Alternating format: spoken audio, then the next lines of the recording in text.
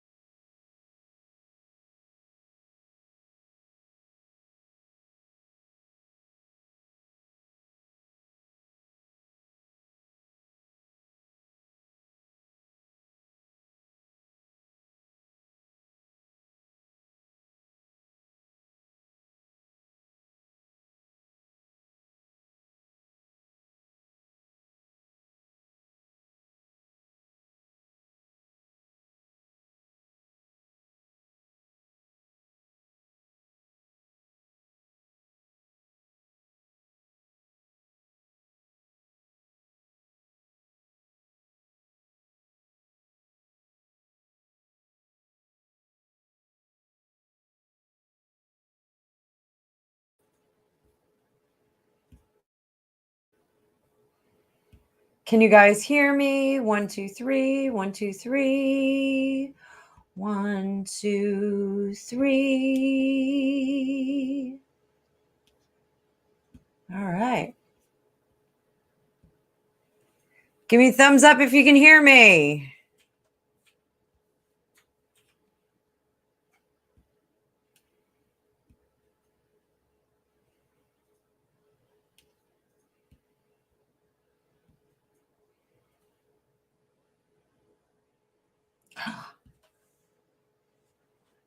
Yes. Hi, I'm back. So, thank you all for sticking around for a whole 15 minutes while my computer decided to have a nervous breakdown. So, I have been missing for the last couple of weeks. So, I've been doing some neat stuff. I got sick. I got really sick. And then we had Easter and Passover and Ramadan. So I was missing because of that. Not that we did anything spectacular, but I was missing from that. Wash hands. Wash hands. So I don't know what I missed, but thanks for entertaining each other. I got 7 of you here, 7 wonderful, magical people. So not What If Wednesday, but WTF Wednesday. I have to say it. My son came up with this idea and he was like, you could do like some crazy stuff. So I got crazy hair. I'm not super screen ready. I don't even have eyeliner on. I look like rah. But so I'm glad to be back. I will make an extra effort to get here on Wednesday nights for y'all. So we have a lot to talk about. First of all, it's Celtic Rune's birthday. Happy birthday. I hope Celtic Rune is still here. So yay, birthday. Here, we'll post that up there. Born in the 90s. Oh, Celtic Rune, you are a baby. A baby. So there we go. We'll post that up there for now. So, so much has been going on. I have been paying attention to the Johnny Depp and Amber Heard trial. A lot going on there, a lot to unpack. So we're going to talk about them. We're going to get, I don't know if any of you were watching his testimony. His testimony was absolutely just heartbreaking. I think he's adorable. I don't know what she did, but wow, it was dumb because he's kind of awesome. Also, we had 46 and the Easter rabbit. That was weird. I don't know if those of you in the United States watched that. That was a little bit weird with the Easter bunny directing one of the leaders of the free world at his own party. Very strange. So we'll talk a little bit about that. So Invictus. I have some issues with the Invictus games. First of all, Easter, Passover, Ramadan were all this weekend. They had Invictus games over Easter, Passover, and Ramadan. I'm not sure why they did that. It was didn't seem like it was the best of plans, but okay. So wanted to, and there was allegedly the secret visit to go see Her Majesty, Queen Elizabeth. So that is very interesting. And of course, there was the ill-fitting white suit on Ms. Markle. Yes, Karen, the Easter Bunny did have a special job this year. Is very weird. But Ms. Markle did not get her pants hemmed. She also wore a copycat shirt of Princess Diana. That was weird. I'm just saying it was weird. So we've got a lot to talk about. So let's start. I'm gonna there we go. All right, so we have a little bit of a better layout there so you can see the cards. I got a whole bunch of cards with me. I even have the Star Tarot deck. You know, when I bust this out, I mean business. But we're going to start with our other deck. We're going to start with straight up deck. So let's see how Johnny Johnny Depp is feeling today. It was a rough one. Who said that today? Sherry said that. Sherry said it was a rough one. How is he feeling at the end of today? I have a Johnny Depp story. I don't know if I ever told it to you guys.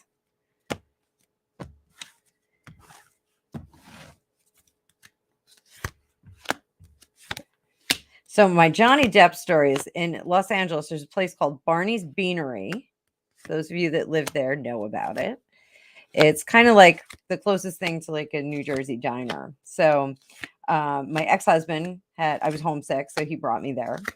And we went bright and early in the morning, went with a couple other people, and there's nobody in there. And they sat us down at a booth, and there's like another booth right next to us. And as we sat down, he worked in the entertainment industry, so he like knew everybody and was not like starstruck by anyone. So we sit down, I'm looking at the menu, and he nudges me. And I go, what? I leaned over and he goes, Johnny Depp. And I go, oh, where? And turn, and Johnny Depp was this far away from me at the table next to me. And he did like the eyebrow thing. And I was mortified. I had to have breakfast from him like 2 feet away. He's very cute in person. But I was totally mortified because I was like, oh, where? Like a big dork. So, when you're in LA, those kinds of things happen. So, all right. So, how's he feeling today? He's feeling terrible. So, the reason why he's feeling terrible is because it's not in his nature to illuminate someone's poor traits. He is the kind of person who walks away from those that will not accept help and are troubled. He doesn't want to shine a light on it. He's kind of a live and let live spirit. And he really did want to just walk away from this. But so much had been taken from him that it just didn't. This isn't revenge, but it's what he has to do to preserve whatever he has left. He did take a financial hit in recent years. He had some financial stuff going on, and the sense that we get here is, if I don't have my career, if I don't have the ability to create and to perform and to do what I do, if my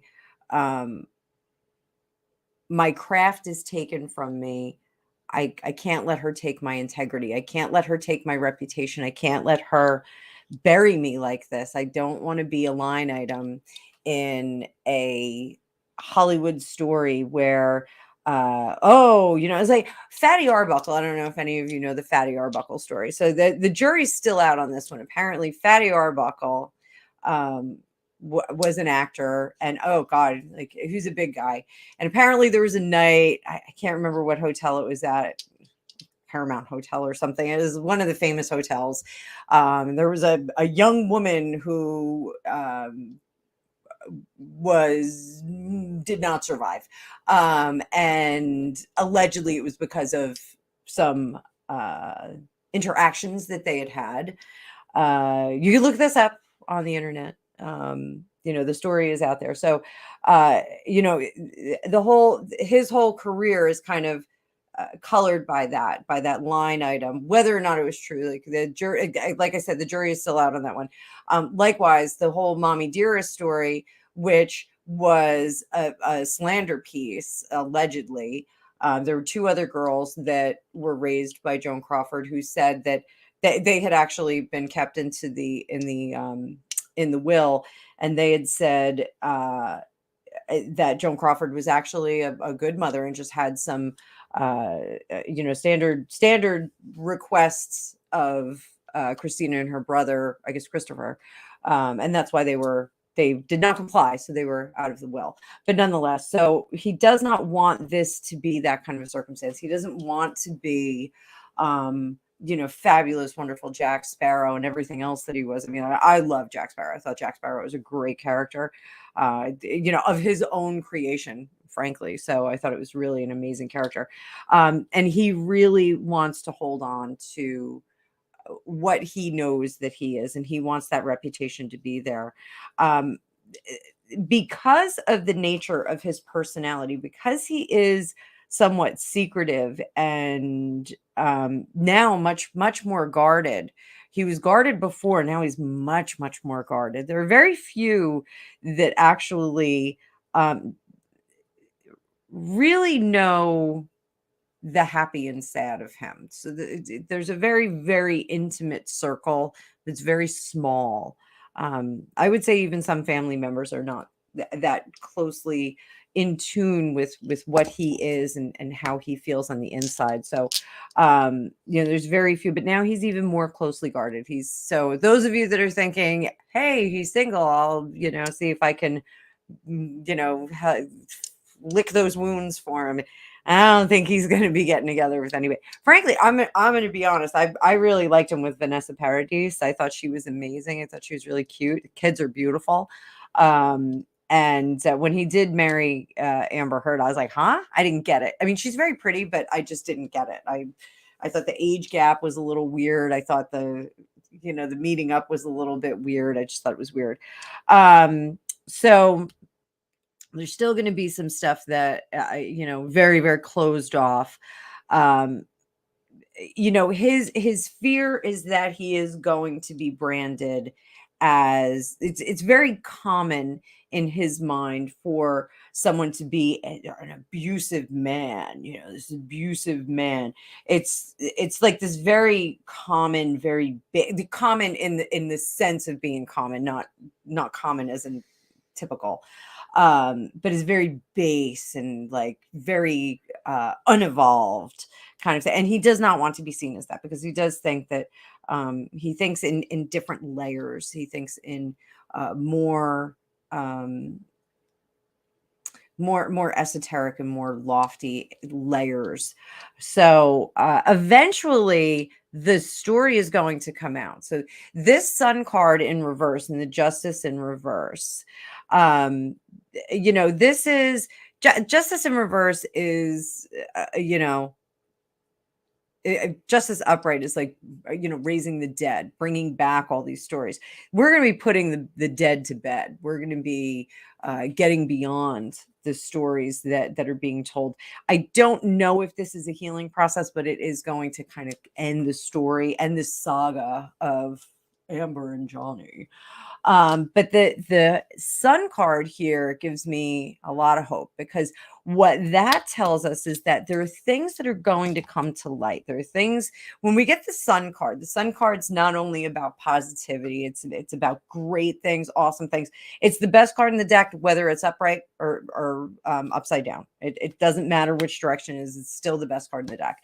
But it can be about illuminating things. It can be about bringing things to the surface, bringing things to light, things showing up. Today, there was some revelations on some of the recordings in the courtroom. So that was a little bit interesting. There was, the whole thing about her, saying, you're not punched, you're hit. You're not punched, you're hit. I'm not sure what the difference is, but apparently in her world, there's a difference. So we got Johnny not feeling great about what he's doing, but feeling that his hand was forced because he does want to preserve his reputation and his legacy. He does not want to, and I don't want to suggest that he's like an egomaniac and like, oh, it's my legacy, but it's the legacy of the children too. It's the legacy of what he's leaving behind. He doesn't want to leave behind this messy, awful story. This is a huge R in his life. This marriage is an R, as in a big regret.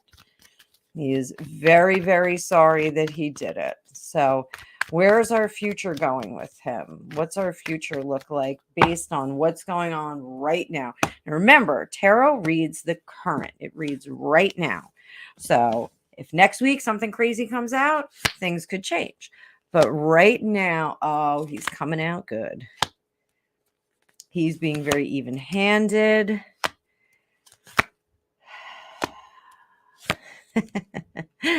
So right now, okay, if I were to say, like, right now, we're gonna have a verdict. He looks really great. He's being very even-handed. He's seeing things from other people's perspectives.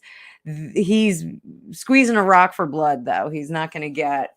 I know the suit is more about the principle of it. He knows she doesn't have $50 million. She does not have $50 million.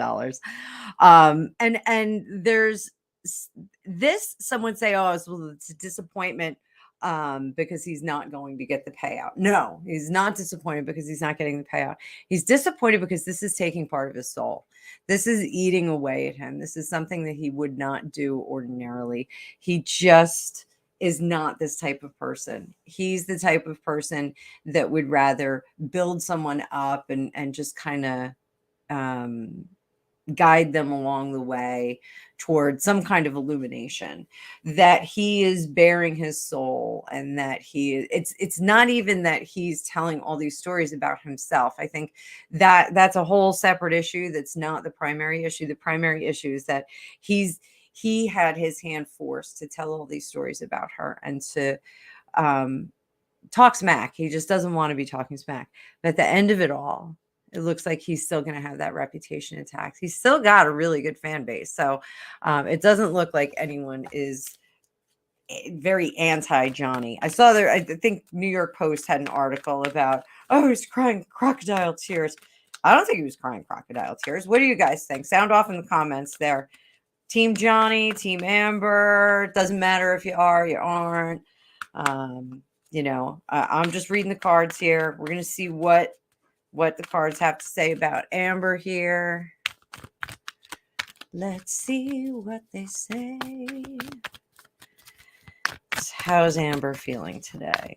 There's something weird. She was wearing the same outfit as him, like, over the last few days. Like, he the last day of the last trial, he wore a gray suit with a black shirt, and she wore that on the first day.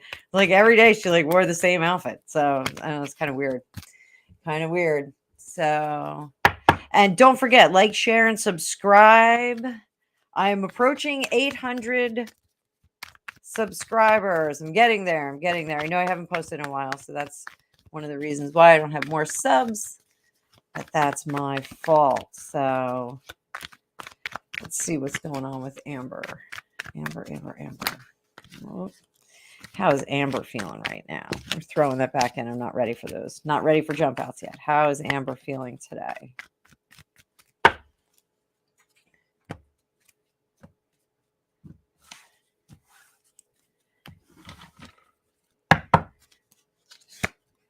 Oh, I'm sorry. Did I laugh? I shouldn't be laughing. Oh, wow, the ego on her. Jeez Louise.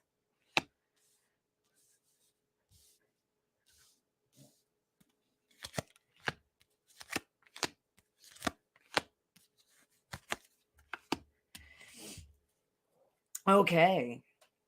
So we got a lot of kings here. We got the strength card. So this is just kind of taking the pulse, getting a sense of her. So we've got the King of Swords in reverse. There's a lot of regret over some of the language that she's used. There's a regret over the recordings that have been made. And she's going to try and spin doctor it. There is a lot of regret that she, as we said in like fourth grade, she muffed it up. She muffed this up. Right now, despite the whole Aquaman 2 situation, apparently she doesn't have any other roles in the pipeline. I think everyone's just kind of waiting. To be sure, she's very, very pretty, but There's a lot of pretty girls in LA. You throw a rock, you hit 4 of them. Throw a rock and you might make one. Give her a nose job. So no, I'm not inciting any violence. Oh, and you know what? I forgot to put my banner on. For entertainment purposes only. How could I forget? Entertainment purposes only. So, regretful of the recordings, regretful of the things that she said because she's getting caught, because there's proof there. Regretful that she left all this behind.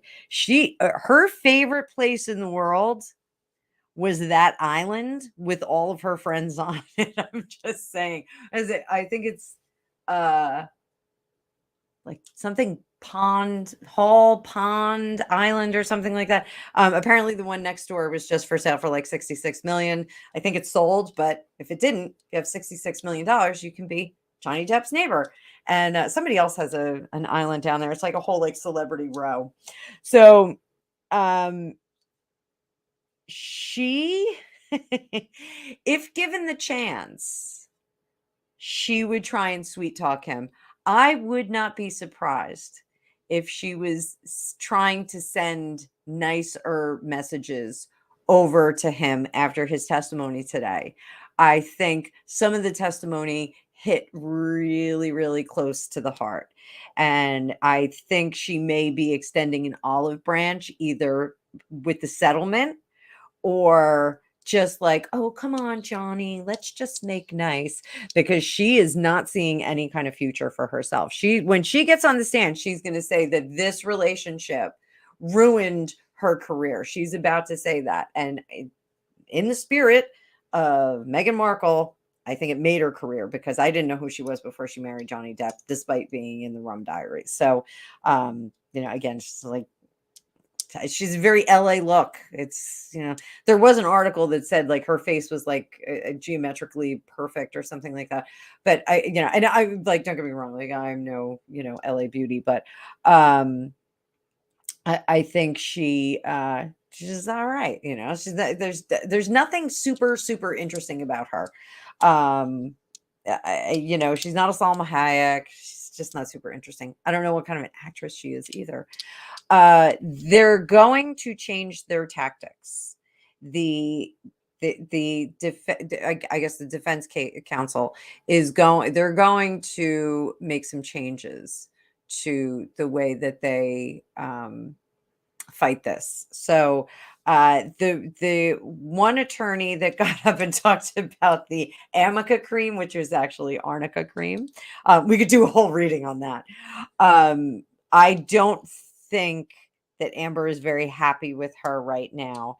And I think she's going to try and kind of pull her out of the spotlight and push someone else to the front who's a bit less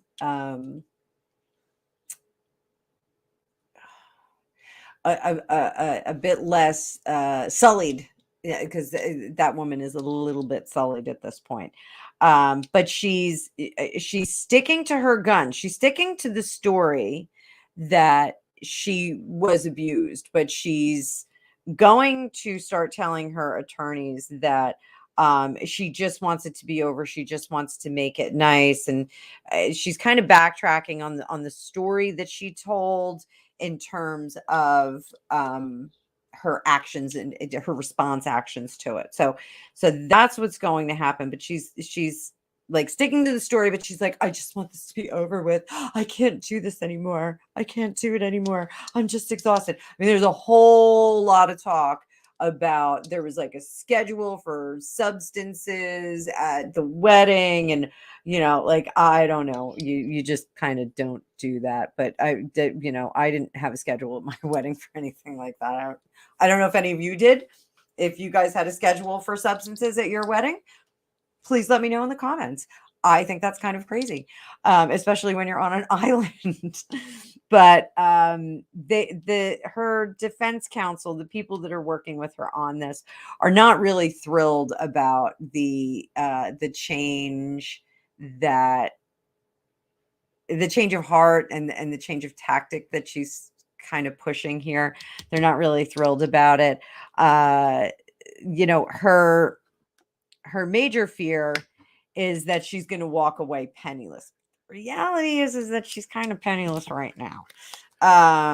Let's see what her finances are like right now. We're just going to take a quick look at that.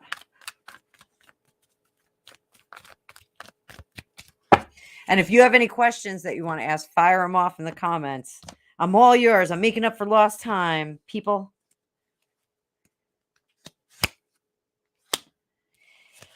Okay, all right. So she's actually got some finances there. She's okay. She's not killing it. She's okay, but she's holding on to that money. She knows that she's not going to have any coming in from acting. She knows that this is going to be the end of the rope, and that part of her future is going to be the generosity of others. Let's just put it that way. She's going to have to rely on the generosity of others. So that's interesting. Any questions in the comments? No questions in the comment. That's a way better S word than I don't even know what S word I use. Sherry. I don't know what I said.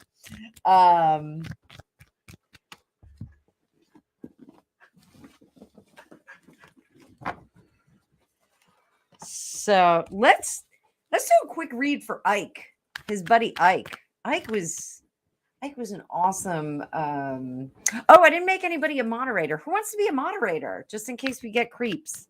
We had creeps on Dueling Tarot.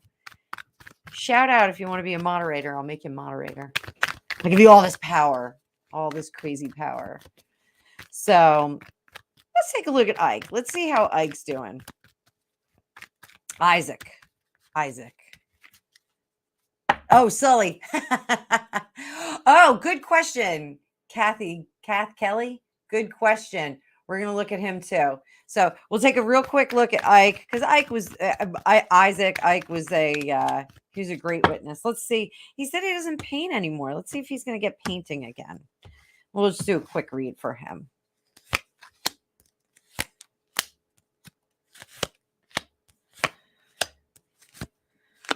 Oh, so those of you that watched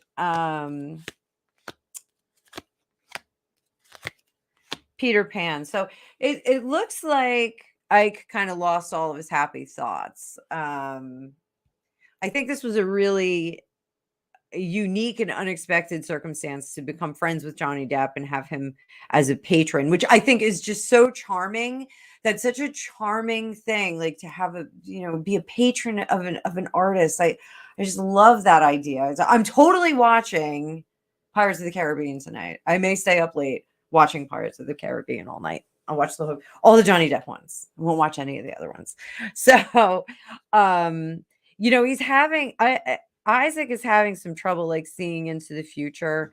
I think Johnny's in his ear and he's like, don't worry about it, dude. Like, we just got to get through this. But he's almost like living this dark path with him. It's actually very, this is a very interesting friendship. I may have to do another reading on their friendship, because this is a very interesting friendship. They're very, very similar soul-wise. It's really neat.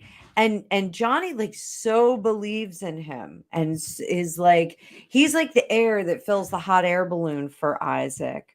But Isaac just doesn't believe in himself. It's really weird. Yes, it's like, all right, so we're gonna read that on another day. So I will do a deep dive into their friendship one of these days. That's actually kind of nice. But the more salacious thing, Karen is going to Jamaica. Jamaica me crazy. Jamaica me jealous. So it was actually a nice day here in New Jersey today. I came out of the basement. I went outside and it was like all bright and like I was like a mole. But Jamaica. I tease my kids and my husband all the time. Gregopedia. I tell them I'm going to cash out my 401k and fake my own death and go live in like Bali and surf all day and have like a slushy fruit shack. But you guys would miss me. You would miss me if I disappeared. I'd have to start another channel. On the run, tarot on the lamb. So, all right, let's see how Elon Musk factors into the whole Amber Heard. Oh, we can look at James Franco too. I'm gonna get a cough drop. Sorry, I still have a little bit of cough. So, Elon Musk in relation to this whole craziness.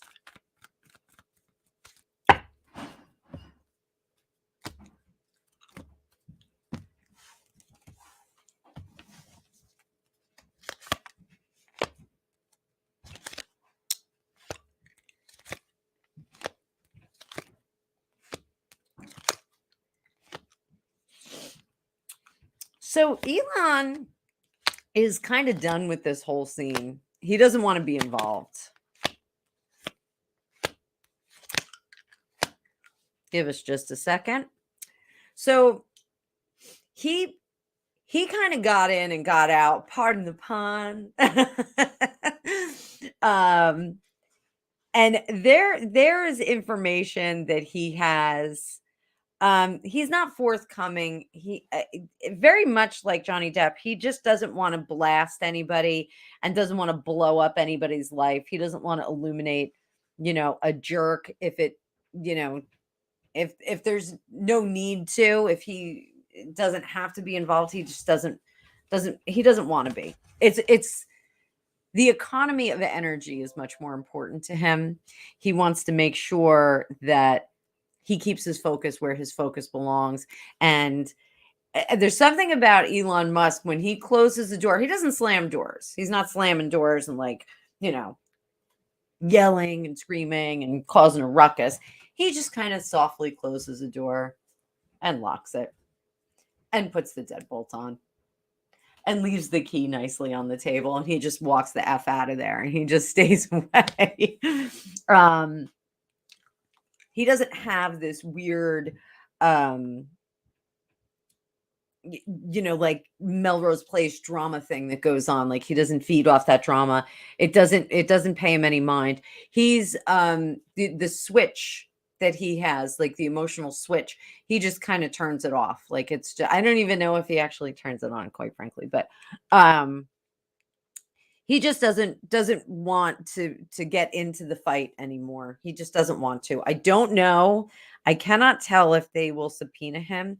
It doesn't feel like he's going to show up there. It doesn't. Hang on.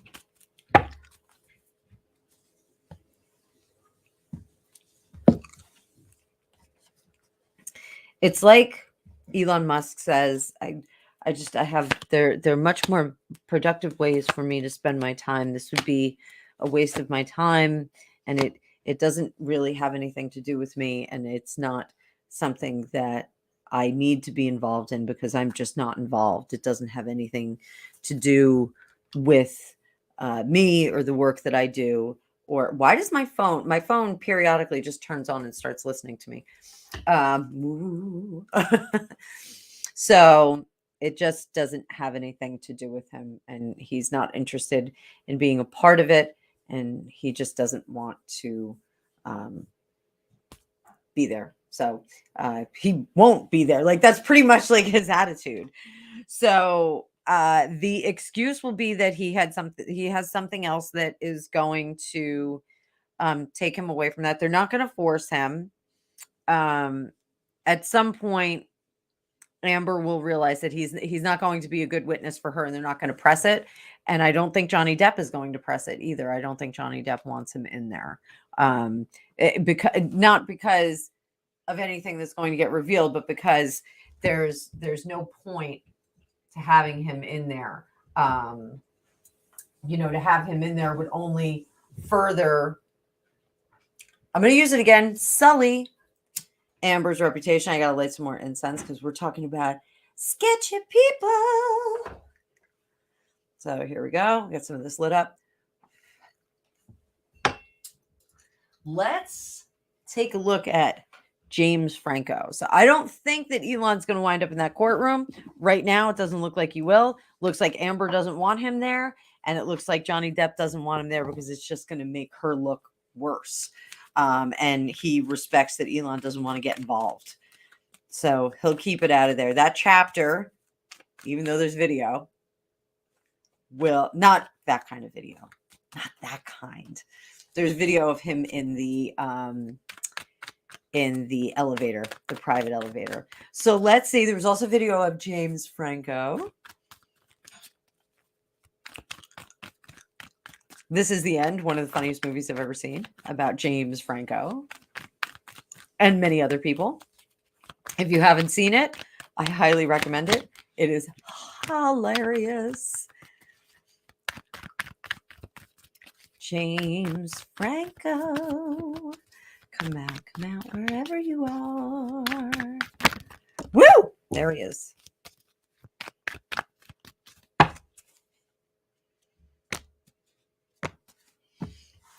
Celtic Rune, happy birthday to you. Happy birthday to you. Happy birthday, dear Celtic Rune singer. Happy birthday to you.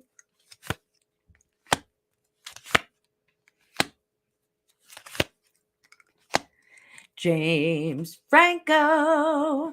He kind of realizes that that was a dumb move too. I don't think that he is still on friendly terms with her.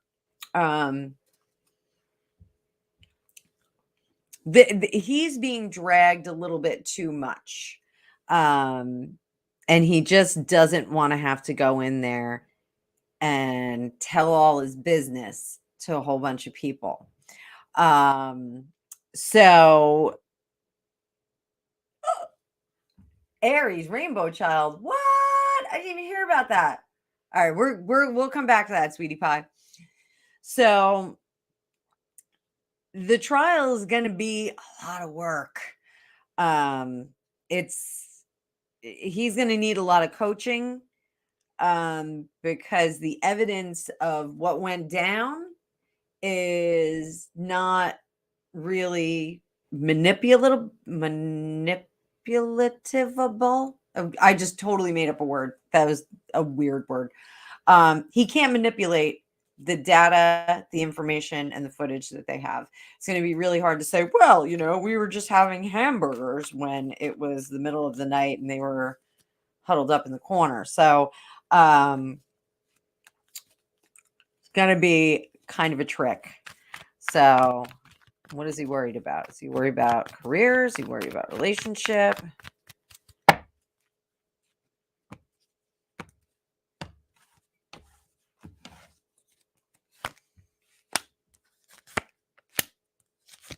Oh, he's worried about it. He is definitely worried about it. He's worried that this is going to ruin his career. He's worried that the association, everyone is so concerned about their careers in her orbit. It's really wild. Like, it's just like, holy crow. Like, why? It's like she's a wrecking ball and she's going in and she just, if anyone disagrees with her or if she's not on board with it, she is just going to wrecking ball everything in sight. It's really wild and everyone is concerned about it. But it looks like he too is going to come out of this okay. It doesn't look like he's going to get really, really nailed by the drama of this. Let's just see. How's Johnny Depp feel about him? I think we might know the answer to this.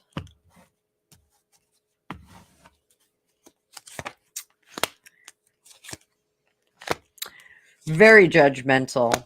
Johnny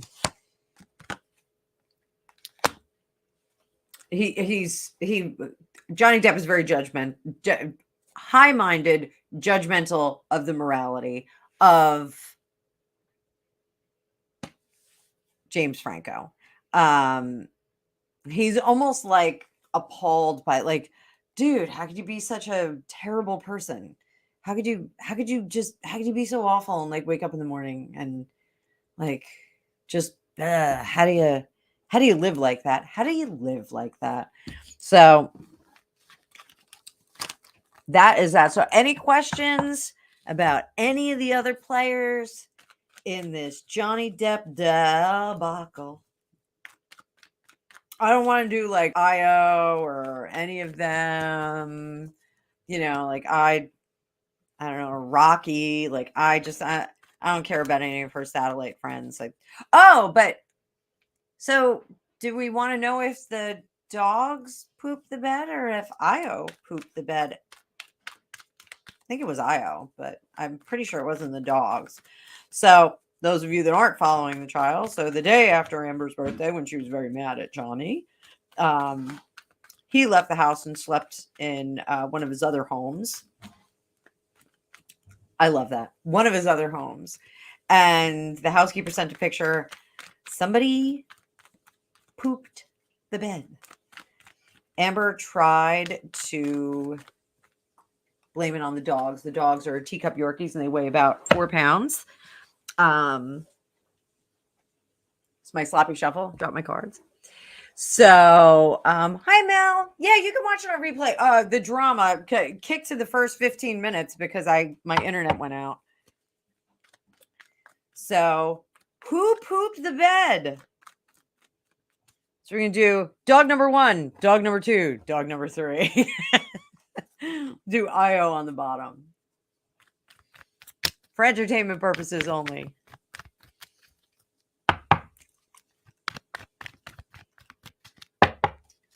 Who pooped the bed? Who pooped the bed?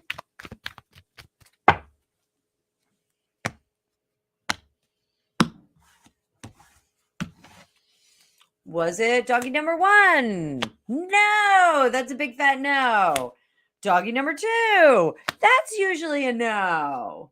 Doggy number 3, that's a no in reverse, which is usually a yes. So, probably doggy number 3, who's IO.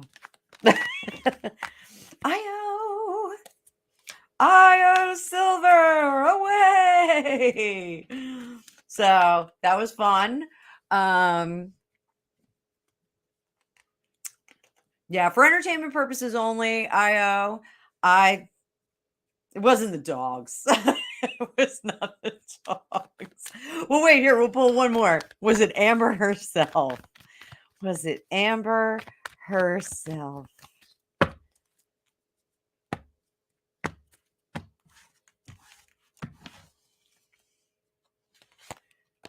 Oh! That's usually a yes card. That's usually a yes card. Holy moly. Ew. Who poops the bed on purpose? Well, not on purpose. You just shouldn't be pooping your bed.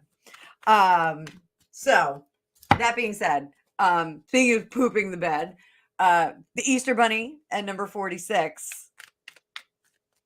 WTF. Oh, and I dropped my cards again. Perhaps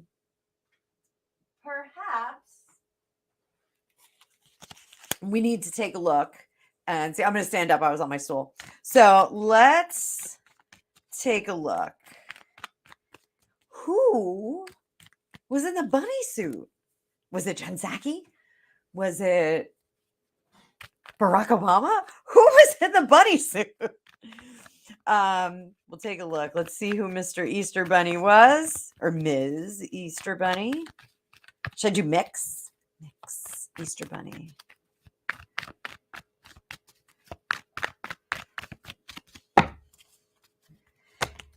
Easter Bunny.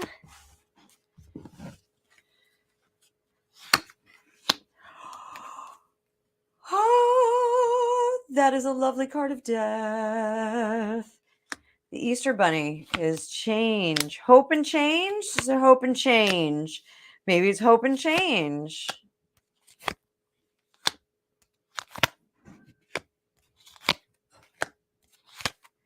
Easter Bunny is not a nice person. That is not a nice person in there. So the Easter Bunny, it's not Barack Obama, but it was a conduit, I think, to Barack Obama for entertainment purposes only. Look at the ribbon down below. There's a ribbon that says that. So this was someone to guard the emperor who wears poopy pants. This was to make sure that it was to make sure they kept him in line. Is not someone who has his best interests in mind. It is someone who is disappointed in the behavior of said 46, and they're actually scrapping the idea of that event for next year. I think they're going to not do it. They'll do something a little bit differently. It's the end of an era here. So that is unfortunate. The Emperor wears no clothes. This is going to be the Emperor wears no clothes generation. So let's see what's going on with 46. Let's take a quick look at 46 because I can't. Oh, Celtic rune. What? Is that true? I'll look that up in a second. I will look that up.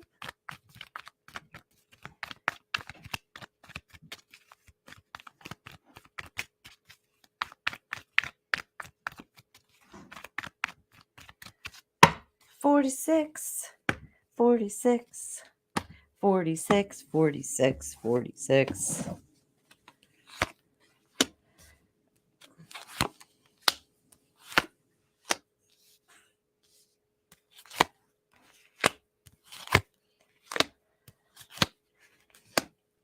Oh boy,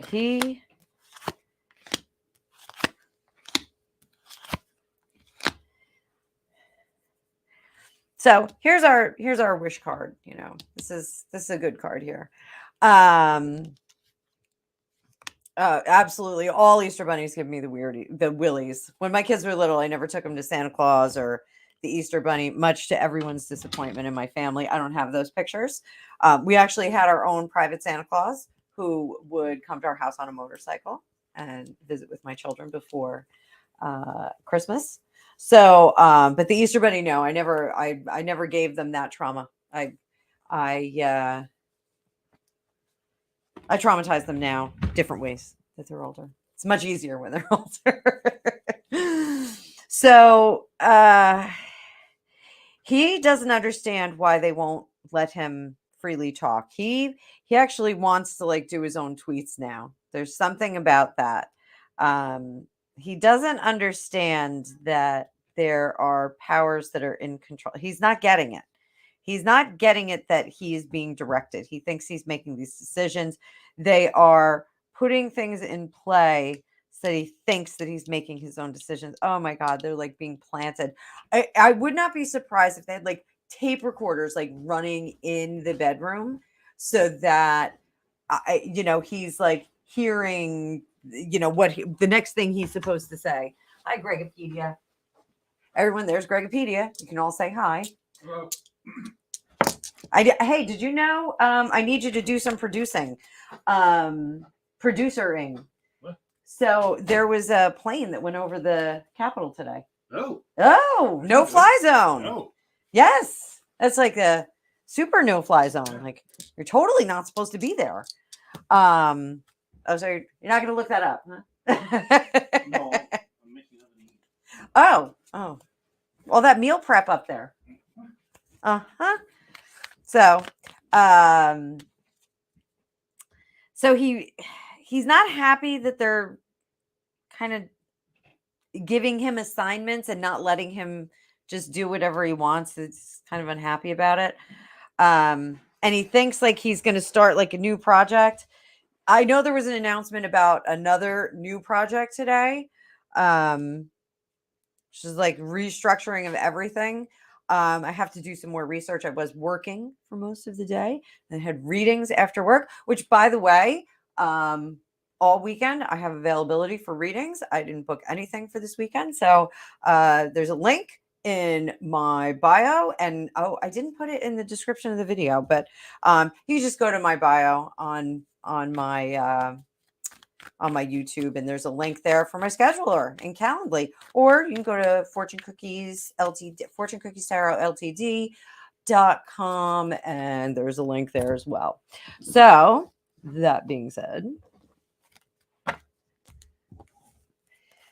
on to the next. Let me see. Celtic Rune, our birthday buddy. So plane over the capital, plane over DC. First thing that came up, Capitol Hill, evacuation ordered. Was a case of miscommunication. No threat. Nearby aircraft was for Nationals game parachute stunt. That is one of the most ominous. Look at that. It's like, oh, wait, I'll do it down here. It's like the most ominous picture of the Capitol. What the hell? This is our country right now. This is where we live. This is how we live. It actually looks like a great big giant UFO if you look from a distance. That thing on the right looks like a UFO. So probable threat was an hour ago, 4:30. It happened at 3:30 this afternoon. So this is one of the bummer things about like having a day job that's like really intense. Like I don't get these announcements at work. Aircraft carrying members of the Army Golden Knights, an official parachute team for the U.S. Army, doesn't seem to receive the clearances required for flying in the restricted airspace. Let's see if that story is legit. I'm losing my sweatshirt for this. I'm not stripping. I'm not doing a Harry. Not even wearing orange. All right, let's do this.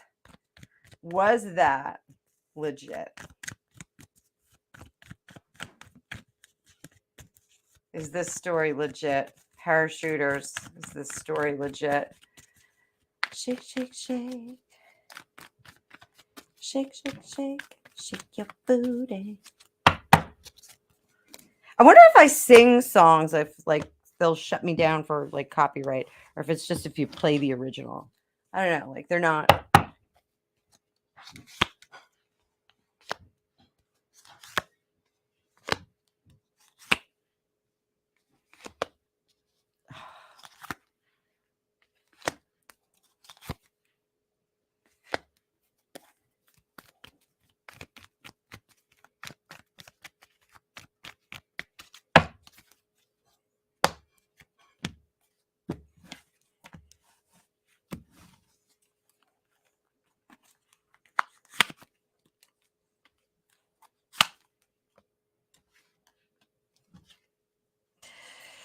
So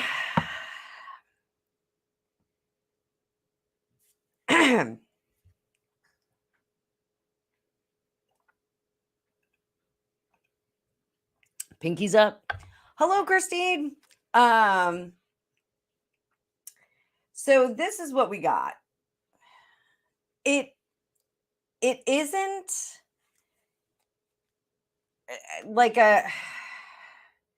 it's not a shady thing, but it's a show of ineptitude and a lack of communication. It's really bad. It's on display for the world tonight. So sorry, ladies and gentlemen, our ineptitude as a country is on display for the whole world. And I know we all have an opinion of Putin that's probably the same. But he is somewhere laughing his ass off. Like he just can't believe what we're doing. He just can't. He's like, it's got to be fake. Like he's like, this must be joke. This must be joke. They can't be this ridiculous. The great power laid low. It's just really on display. And they're going to try and spin doctor it. They're going to try and tell more of a story. Like even this story was just not good. It's not good enough. There's a lot of eye rolling across the nation right now.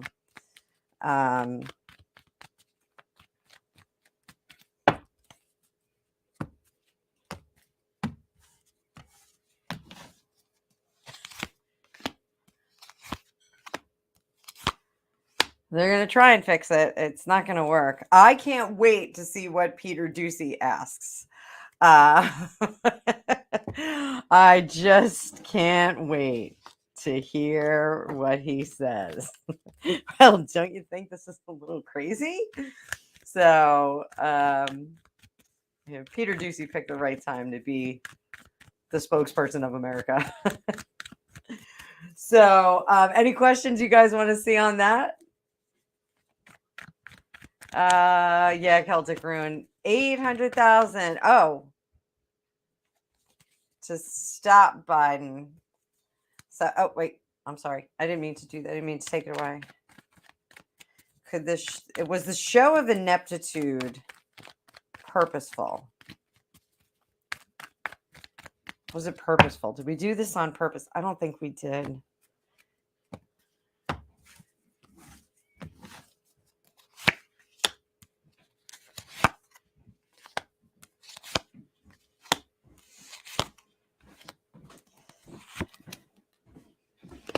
No, this was like, this was about not being able to keep your house together, not being able to maintain control of your kids, not being able to maintain control over, your dog when friends come over. Like, that's really what this is all about. I don't think they were faking it.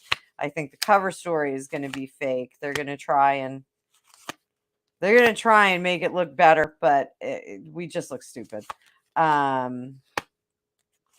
Partnering up to move forward, and that's not going to work. They're going to keep trying to correct this. I just feel like it's a series of misfortune, and they just keep trying to correct, and then they overcorrect, and it just turns into a mess. Just not good.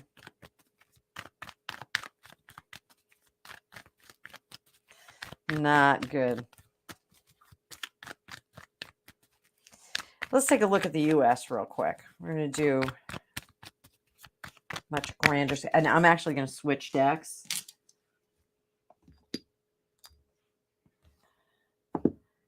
Oh, I mean business when this deck comes out. Take a look at the United States as a whole.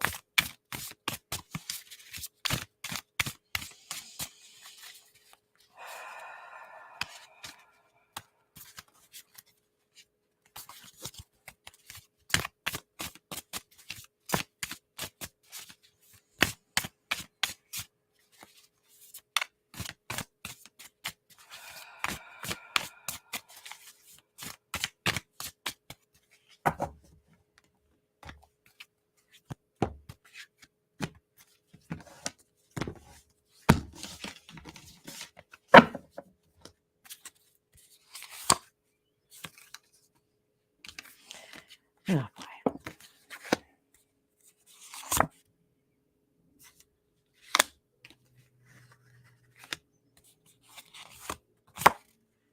Oh, boy.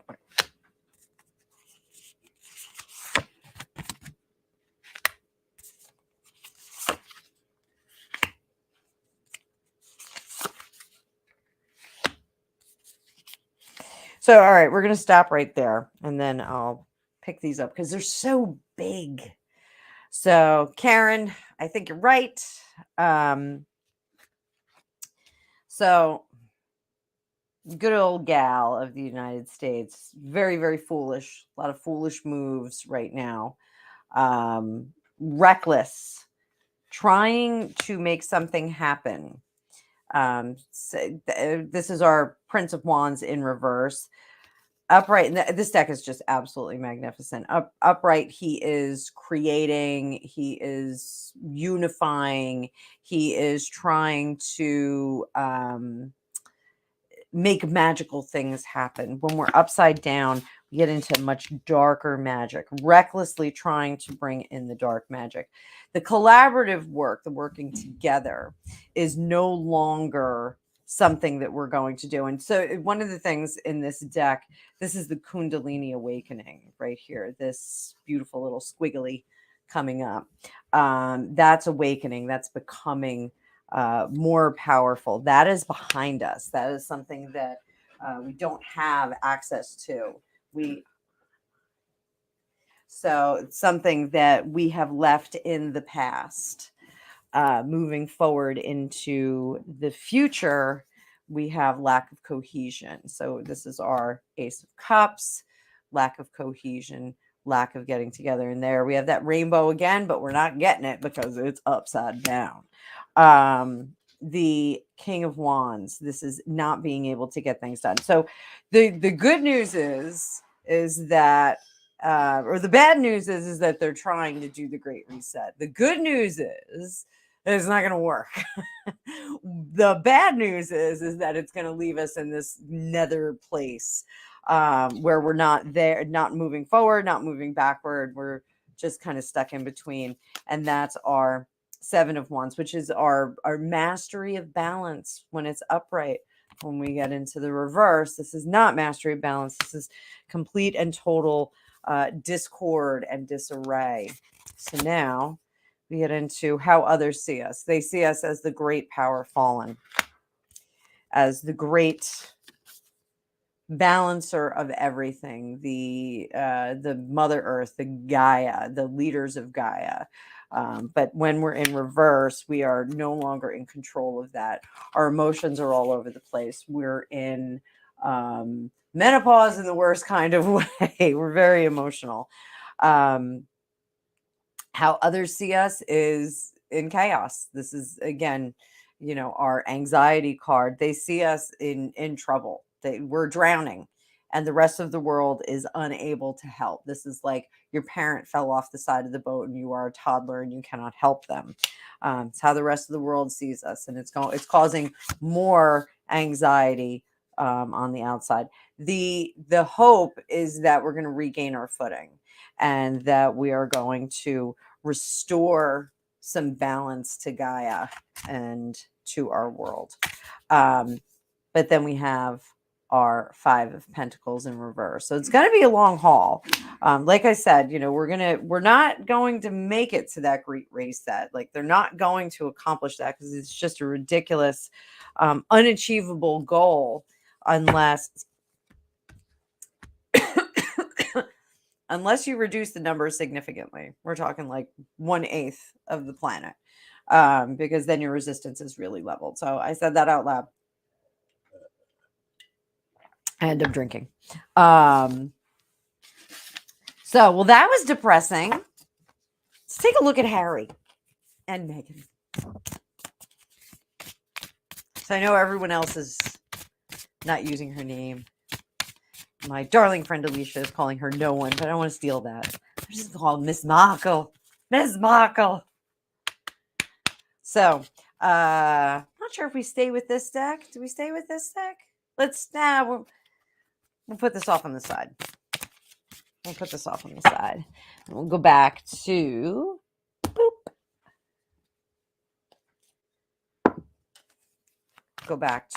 regular Rider Waite.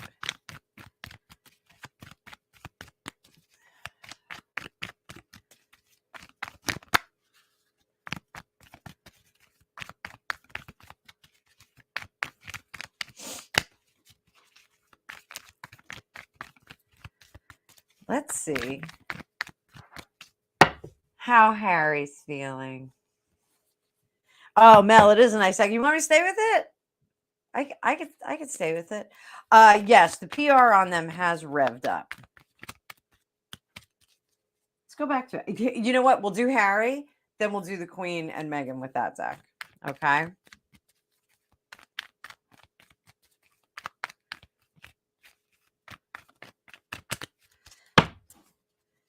What is Harry thinking today?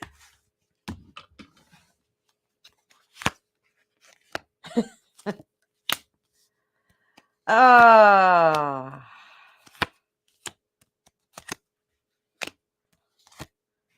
Well, that's not good. None of that's good.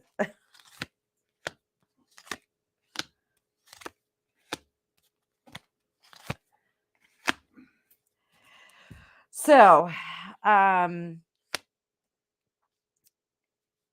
did you ever have a friend who was in like a really bad relationship and they were just like kind of the endless optimists? They were always like, "Oh, but it'll get better. It'll, like we're just like one step away from, awesome and we're almost there." So this is him stripping down in the past. Ha stripping down from the trappings, being trapped in the royal family. But now he is a little confused and he has no home. He is blocked by the chaos of home.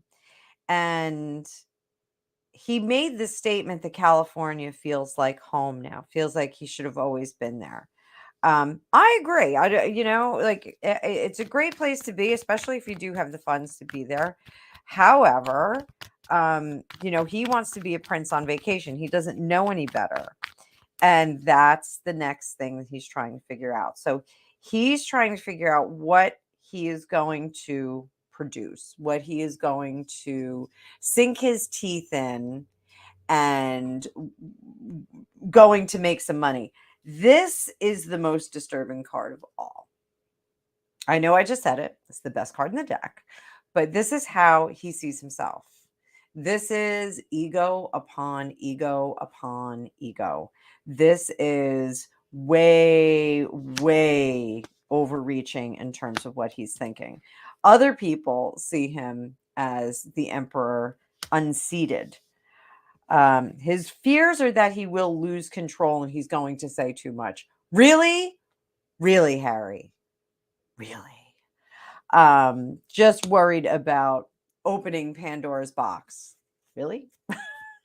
It's already been opened. At his core, this is also very conflicting with the ego, where he's like, no, everything's great. Everything's great. Everything's great. I'm great and I'm better than William and I'm better looking than William. He's like one of those guys that like stands in front of the mirror and like really checks himself out. Like he just checks himself out. Like, oh, I'm so handsome. I've got this. He's just totally doing that. His creepy ginger body. I'm sorry, I said creepy ginger body. But the reality is that he's got nothing. Like he is not in touch with reality right now. There are some people that are puffing up his head. And the concern is that they have no ducats in their pockets. They're a little bit broke. I got cold. I put my sweatshirt back on. So spirits are writhing around me, making me cold. So no, you know what? He's okay looking, Mel. It's not that he's terrible looking. The beard. Oh God, get rid of it. It's not good. Ew, beards. I like, if anyone here has a beard, I'm so sorry. But like I'm not down with the beards. Like I don't think it's a dignified good look for him. I thought he was much cuter without the beard. Spend the money, get your teeth fixed, close the gaps. He's got some gaps. That's just my opinion. I don't know, it's just my opinion. I'm not a stylist. You can see I look fabulous today. But so, and I did read once that psychologically beards are like protecting yourself from others. So something about having a beard that you're protecting yourself. So, the conflict at the end of it all, he is really concerned about this conflict because he doesn't quite know what the next move is going to be. So let's see. I want to see what the outcome we're going to take a real quick look. I know there's I told you there's so much to unpack. I haven't been here in like 2 weeks. And I'm so sorry. And I thank you all for being here. I did not say that yet. Thank you all for spending WTF Wednesday with me, except for the one that just jumped off. So the meeting with Camilla and Charles, WTF, happened there.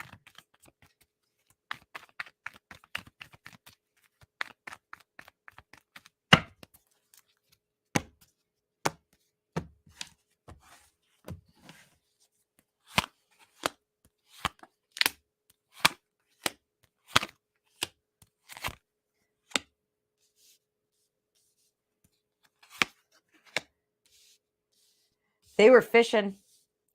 They were fishing for money.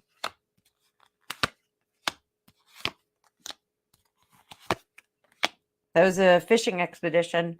They went in there and they tried. They tried to get backing for a project that they're trying to do, and what they said was, we're representing the royal family, even though we're not royal, even though we're not members of the royal family, working royals. We are in need of, and this was they said, we're just going to go in there, we're just going to do it. Meghan put them up to it. She absolutely put them up to it. Just go in there and we'll just do it. We'll just ask them. That's why the meeting ended. That's why it ended so quickly, because Charles and Camilla went in there expecting an explanation for some of this behavior, possibly an apology. They were going in there braced for them to make some threats, and then they came and they just asked for money like nothing had ever happened. They asked for backing on something, in my opinion, for entertainment purposes only. The minute it was, they were like appalled.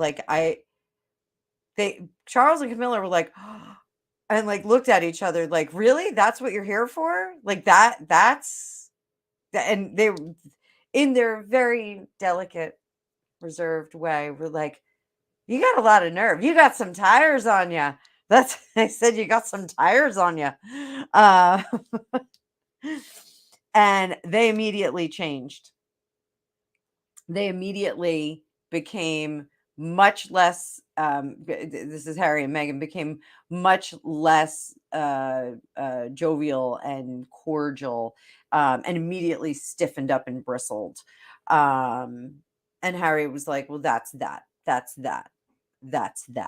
So I guess that's that. So they walked out. Charles and Camilla are, it's like that drug addict's kid that like comes home. They're like, oh, I got clean and I'm great. They're dropping stuff out of their pockets that like clearly shows that they're not clean and they're not great. That's pretty much like, they're kind of shocked at the condition that he came back in, and like what he's behaving like. They're still holding out hope that they're going to rule the world. But they're not. There's dark things in their future. This isn't going to be good. So how about that? And still no children, Miss Karen D. So, all right. So we're going to put those on the side for now. And we'll go back to Star Deck. Like not in Star Trek. So Star Deck. So let's take a look at Ms. Markle. How's Ms. Markle feeling after that? Ms. Markle. I'm just throwing cards all over. Just throw them up in the air. And we've got the Mystical Magical Star Tarot. Mystical Magical Star Tarot. Meghan, how are you feeling after the meeting?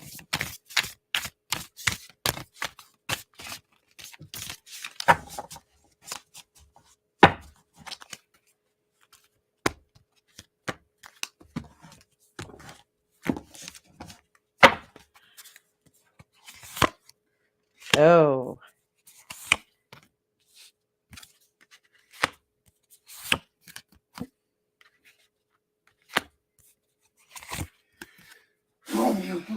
Bless you, Gregopedia. Thank you.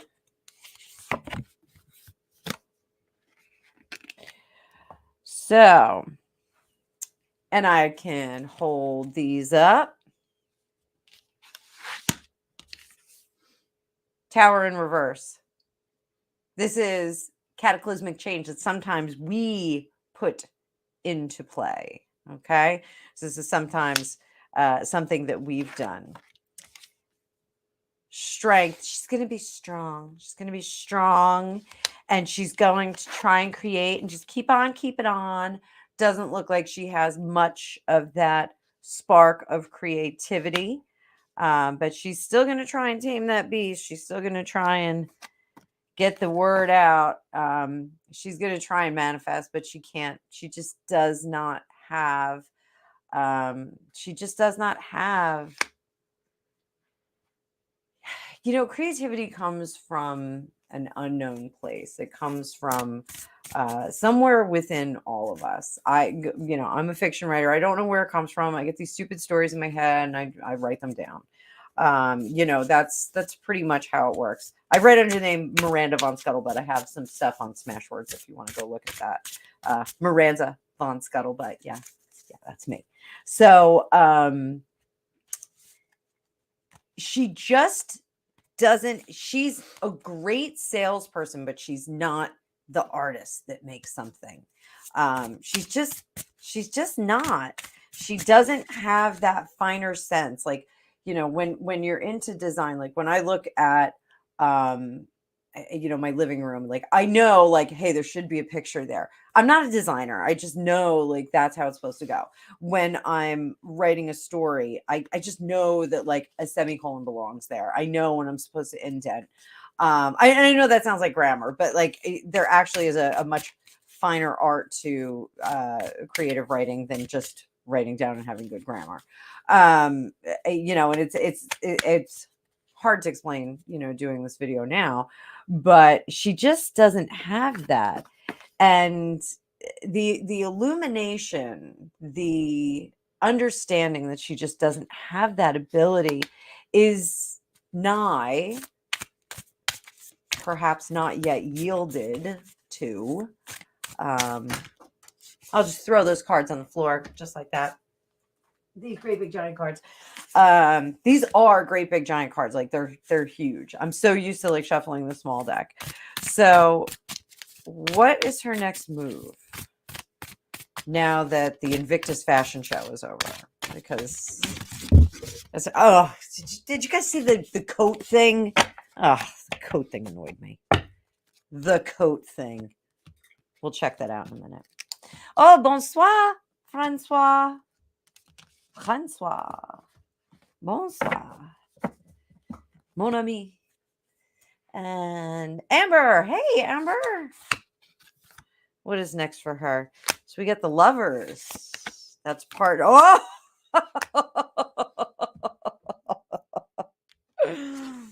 So we got the Lovers. So we're partnered up there. Okay, this is like spiritual bond. Like we're going to spiritually bond. We're going to be, twin flames and all that jazz. And then this is death.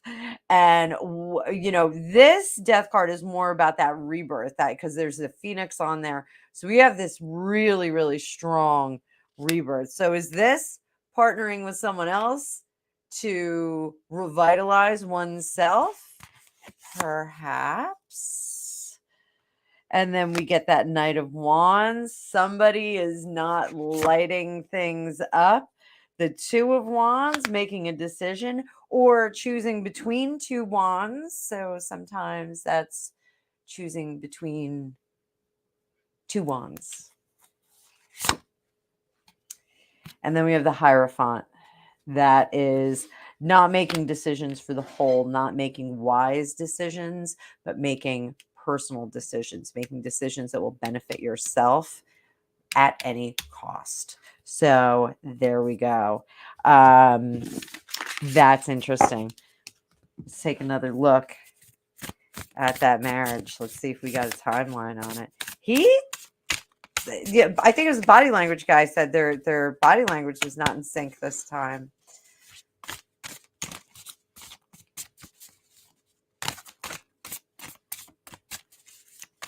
Let's see what's going on with that marriage. She looks like she is looking elsewhere.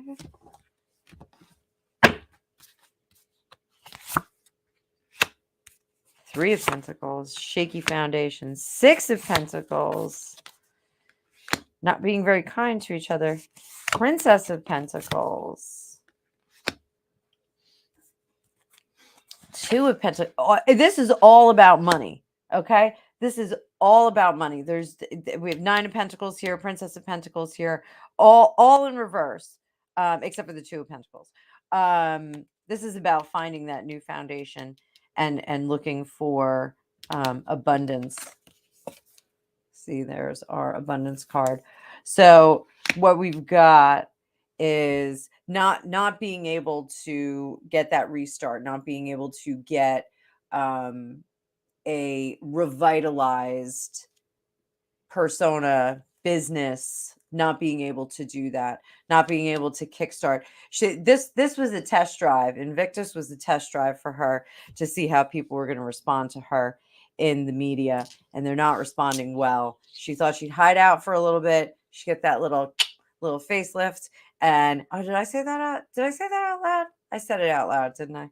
There's a little bit of work done. You know what? I don't know if she had work done, but you can get all those crazy facials. You can get all kinds of stuff.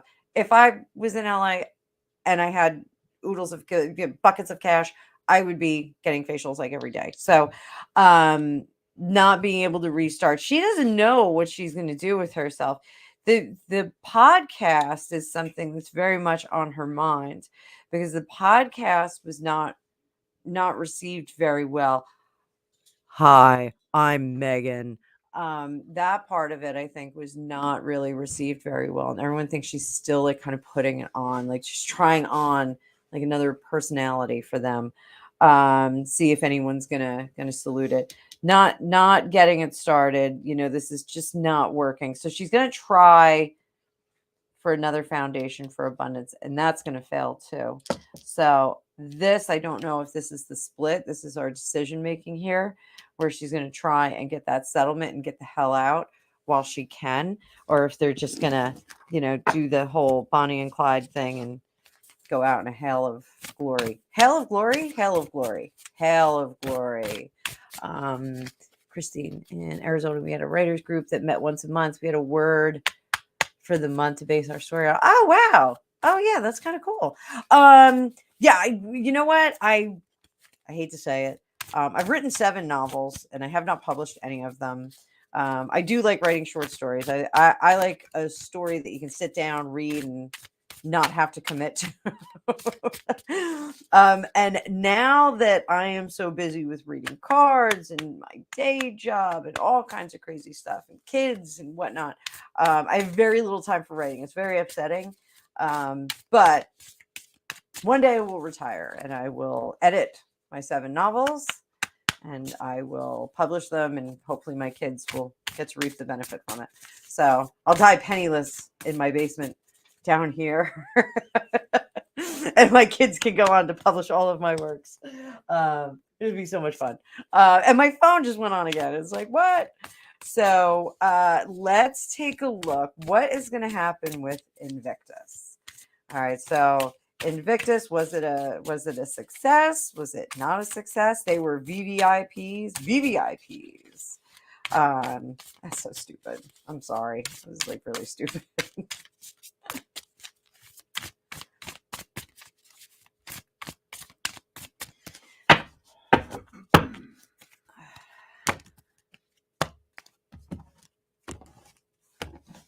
So we're going to ask how the powers that be at Invictus are going to handle this. New beginning.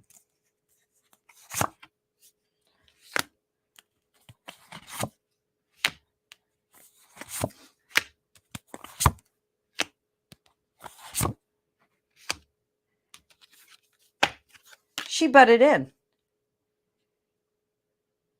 They didn't want her there, and she butted in. She has no sense of manners, etiquette. She has no sense. She just pushes her way through everything, just like she pushed right past him in all those meetings with all of those world people. That they would like to do more. They can't because of her. It's such a great thing. She did weird stuff. We're gonna look at some stuff that she did. But instead of leaving it alone and letting it be what it is and letting it organically become bigger and brighter and better, she's making all these recommendations for things that they should do. And oh, by the way, we should bring Netflix back every year. That I think is something that actually came out of her mouth. We should do an Invictus special every year, right on Netflix. It would be really great. We'll do this right on Netflix.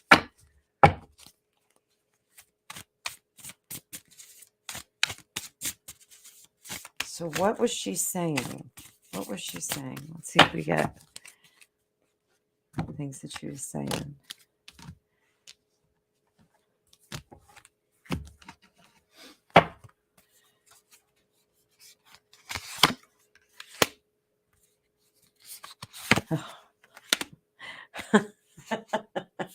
So she tried to tell them that they weren't getting enough traction. They're not out there enough. They're not getting the coverage and the lines that they need.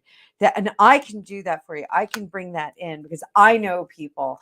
I know people in Hollywood, and we can just really make this great, and just we could actually make this like a worldwide thing. She actually, I think, rolled out the idea of like doing an American thing, like having like kind of warrior games against the American, I think it's called the warrior games that we have here. Like having like an Olympics. Oh my God. Cute idea, not from her. All self-involved. This is all, oh, it's such a great devil card. If those of you that aren't familiar with this deck, that's our devil card there. It's like super phallic, and it's got the Kundalini in the middle. It's got the people in the testes. There's snakes going around the testes too, but that's Kundalini up in the middle. That's Kundalini awakening. And I don't know if it's going to focus on her, but look at that Harlequin gal right in the middle. And then there's, like I said, this deck is chock full of lots of symbolism. There's a lot going on there. There's a bat in the back, bat wings, and we got snakes and Kundalini. We've got the ram. So this was in reverse. She's trying to conceal the fact that this is all about her trying to take care of herself and not take care of the not trying to take care of the veterans. It's not about the veterans. This is about her. She's trying to figure out how to make $1 and a nickel and a dime on it. This is about her looking for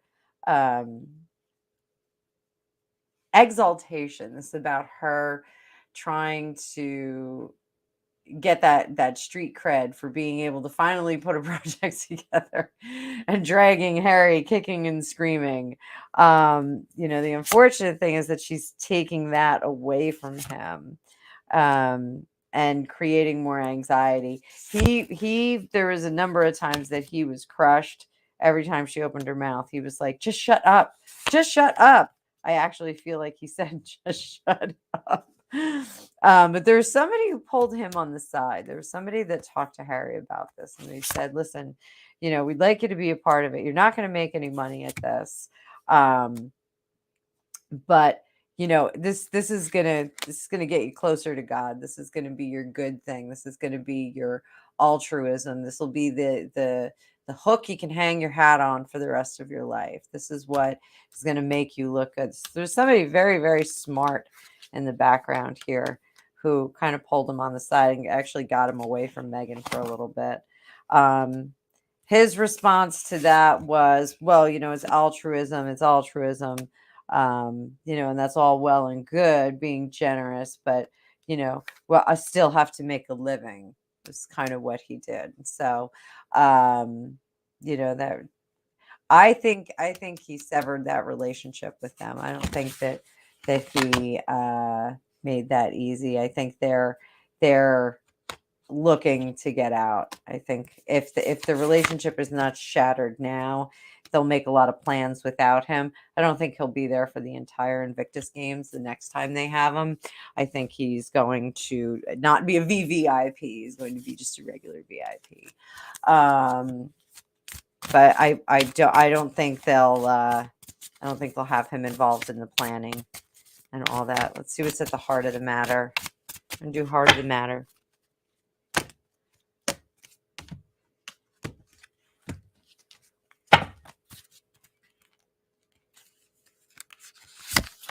Heart of the matter is that Prince of Wands. He's another one. He's trying to be this idol maker, businessman, and he's not. And he's stuck with Megan. She is, it's like the reverse Midas touch. Like she's just, it's like really destructive energy. Like it's not even trying. It's not even trying. So no, I did not ask Serendipity if those titles were removed. We can ask. We didn't look at the visit with the Queen. So let's go back and we'll take a look at that. I'm getting loopy. I don't know if you guys can tell I'm getting loopy. So let's see how Her Majesty received them. Oh, so wait, before we do that, there was a couple of different things. So there was one thought that they were ordered to return. Now, Joseph Magi and a couple other people did some readings and said that they were body doubles, that they actually never went there. So let's see if they were ordered. Let's start there. Holy moly. Card jumped out. Yes, they were ordered. That's our sun card. That's a yes. They were ordered to show up. Now, did they? Let's see what's next. Did they show up? I'm like throwing cards down. I'm like hangry now. I'm hungry, so I might be hangry. What are the chances? They did show up. They did show up. Wow. So they were there. I love Joseph Magi. He said they were body doubles. I got flipped over card in here. Holy crow. What is going? This reading's going bananas. 5 of Cups was flipped over. So, all right. I love Joseph Magi, but my cards say they were there. So let's see what went down. Well, let's take a look at QE2 and see what her whole gist was for that. What was the whole purpose of that?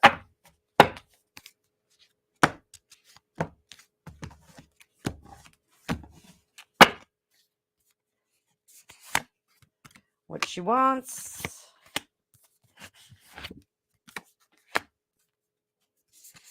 What she needs.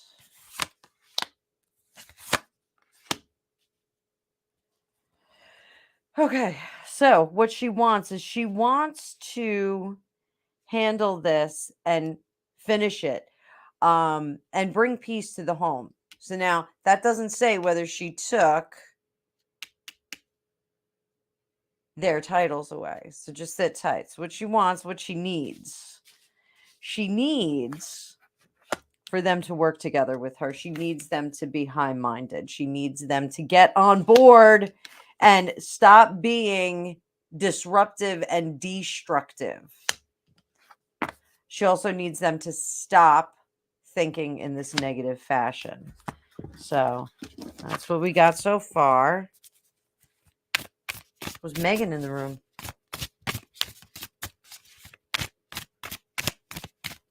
Was Megan in the room?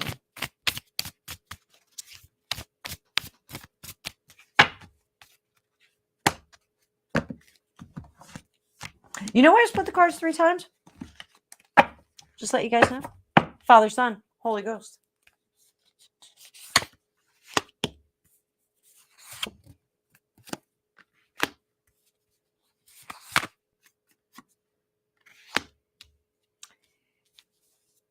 I don't think she was in the room.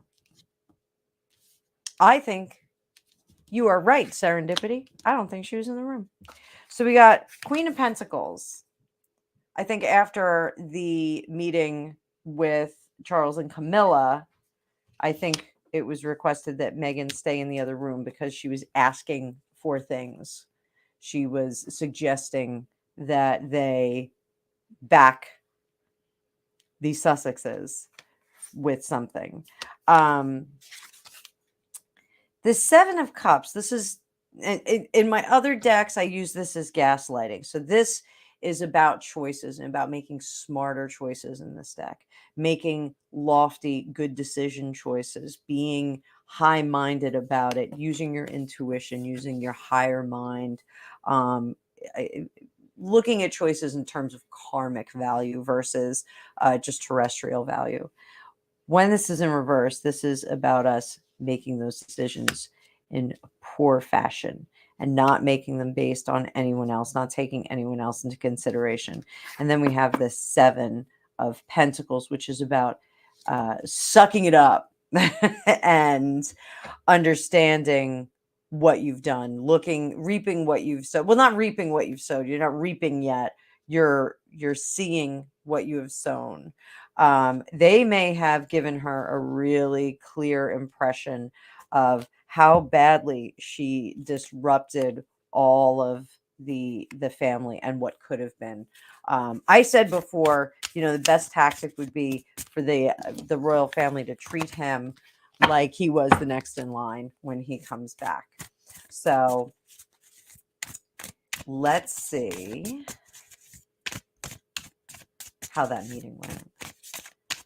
How did the meeting go with Harry? We're going to do storytelling. We're going to do 2 piles. So you ready? We're going to do the Queen. We're going to do Harry. We're going to see how their impression of the meeting went. How that experience was for both of them. Bang, bang, bang. Holy Ghost.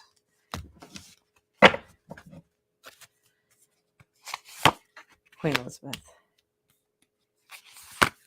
Harry. Okay. So initially, she wanted him to know that they were on the same page and they were in this together. I think it was just a meeting with the 2 of them. He was acting like a hyper idiot because he was having incredible anxiety. So he was like that frenetic, like, oh, we're doing this, we're doing that, and things are great, Gran. She laid some things out for him. She, in a very, very tactful way, laid out the decisions that he's made. And she didn't say you made stupid decisions and they've affected your life negatively. What she said was, these are decisions that you have to live with forever. So I hope that you are sure that this is exactly what you want. Serendipity. I think that there was no one in the room with them. I think it was just the 2 of them. I think it was a grandmother and her son and her grandson. That's what I think was in there. So that's the sense I'm getting. I don't get a sense that there was anyone else in that room.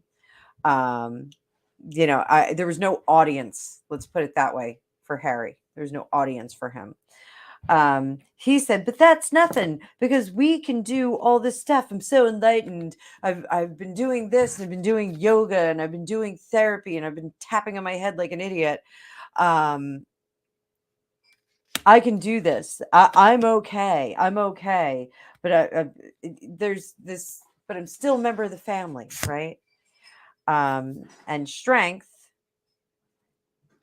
she had advised him that there are some things that can't be undone.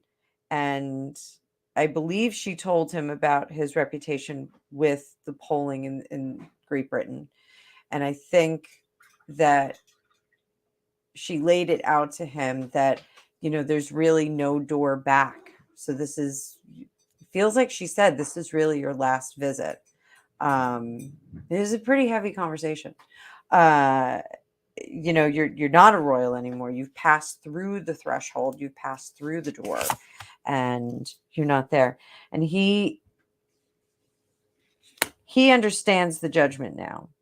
He understands the the gravity of what he's done. He understands that he did pass through that threshold. So I don't think he believes that he's going to be cut off. I think there was some extension of financing. There was some kind of extension that was offered to him. He doesn't realize that's going to come to an abrupt end when she dies. She's the only one who's doing that for him. It is against all other counsel that she's doing anything like that for him. That made him very, very happy. That he was glad, it's really sad. He just doesn't understand her mortality. He doesn't understand her mortality at all. She's such a constant for him, that like he didn't even see the frailness. And she did not show it. She actually was very strong in the meeting. It was only after that he realized that there was, this is my tribe card. So this is the Three of Cups, and this is celebrations and coming together. It's the mother, the maiden, and the crone. Heralding spring, all good things, creating witchcraft, all that fun stuff. When you this, this is your tribe. These are your people that you rely on. These are your people that you make magic. These are your people that you make things happen. When it's upside down, you have no tribe. Now your tribe is gone.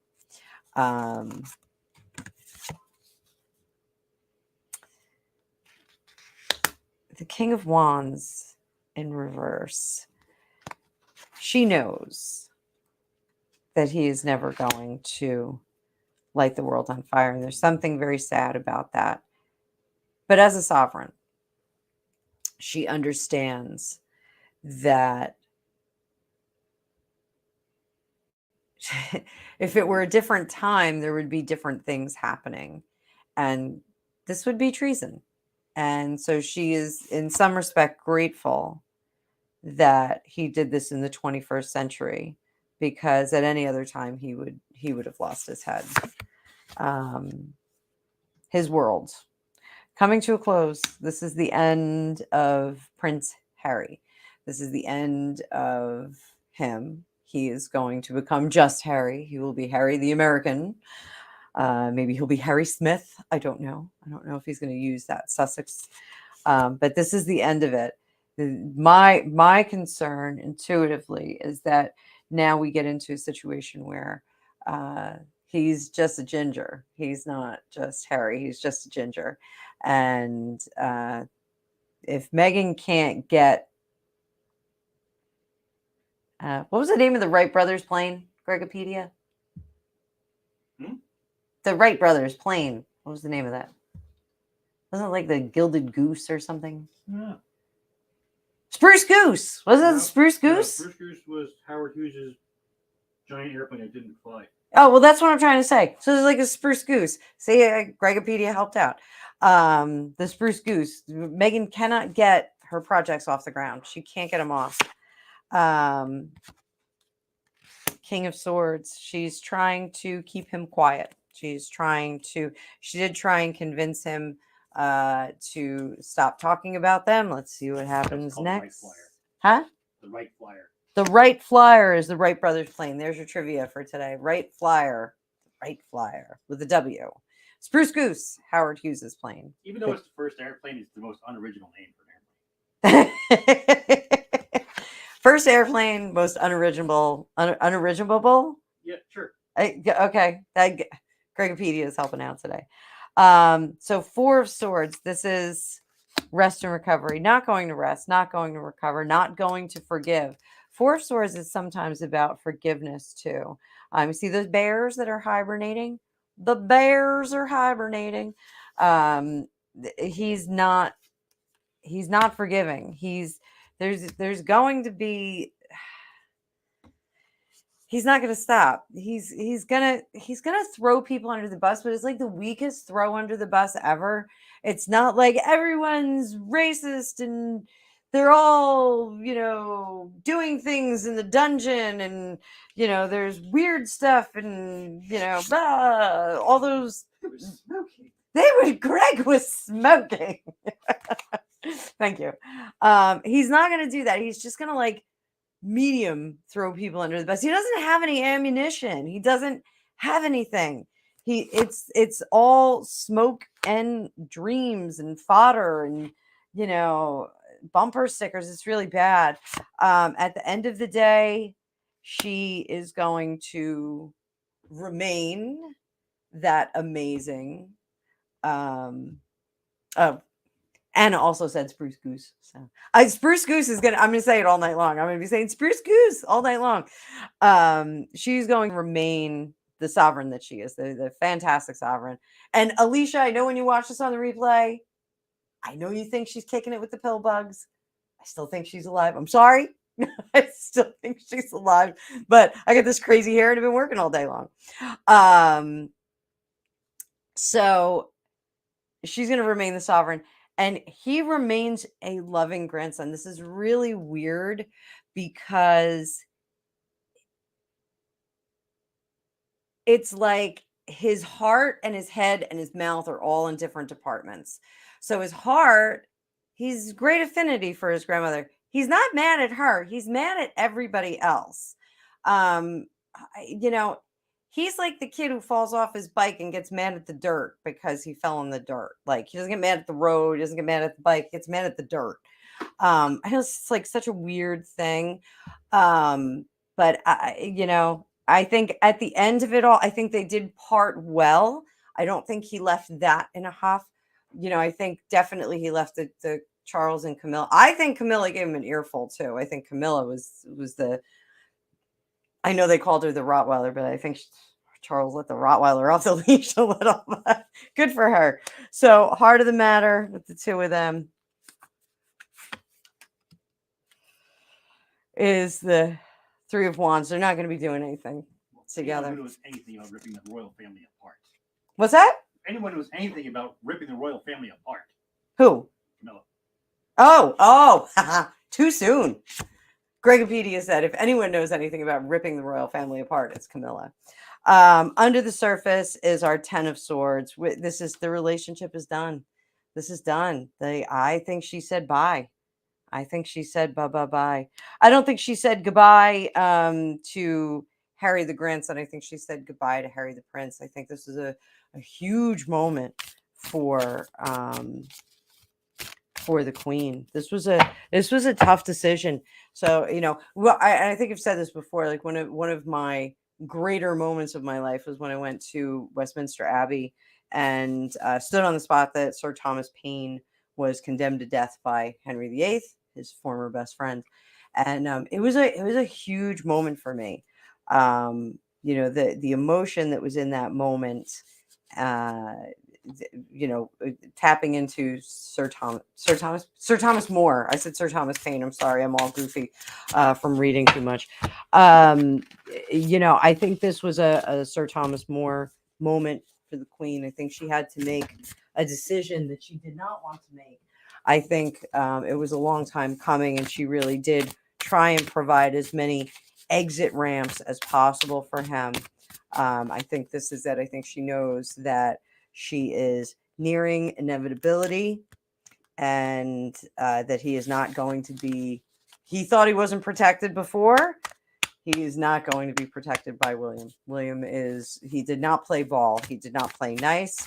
He allowed a lot of bad behavior on the part of his wife, not to be sexist, but he should have given her much more restriction in terms of how to conduct herself in the royal family. So did I cover everything? I think I did. I think I covered everything.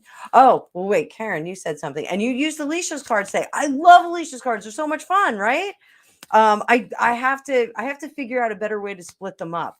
I love her deck. So those of you that read, go to aliciawicker.com and buy her decks. She's got 2 of them.